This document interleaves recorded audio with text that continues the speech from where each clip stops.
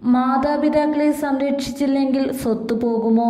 മാതാക്കളെ സംരക്ഷിക്കാത്ത മക്കളിൽ നിന്ന് വസ്തുവിന്റെ ആധാരം തിരികെ എഴുതി വാങ്ങാൻ ഉത്തരവ്. ഇതോടെ സ്വത്ത് കിട്ടിയാൽ അച്ഛനെയും അമ്മയെയും ഉപേക്ഷിക്കുന്ന മക്കൾക്ക് പണിയാകും.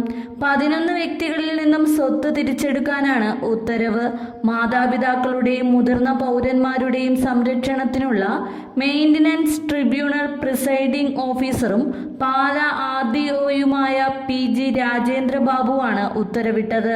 പാലാ മെയിൻ്റനൻസ് ട്രിബ്യൂണലിന്റെയും സാമൂഹിക നീതി വകുപ്പിന്റെയും നേതൃത്വത്തിൽ കഴിഞ്ഞ ദിവസം നടന്ന അദാലത്തിലായിരുന്നു ഇത്.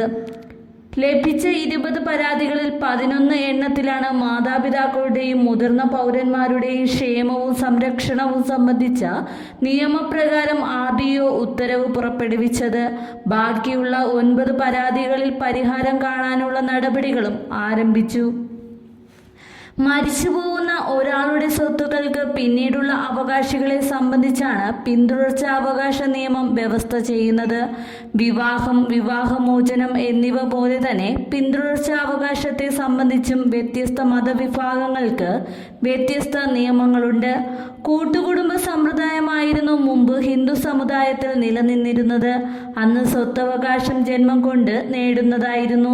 1976 ഡിസംബർ 1 കേരളത്തിൽ ഹിന്ദുക്കൾക്കിടയിലെ കൂട്ടുകുടുംബ സമ്പ്രദായ അവകാശങ്ങൾ എടുത്തുകളഞ്ഞു.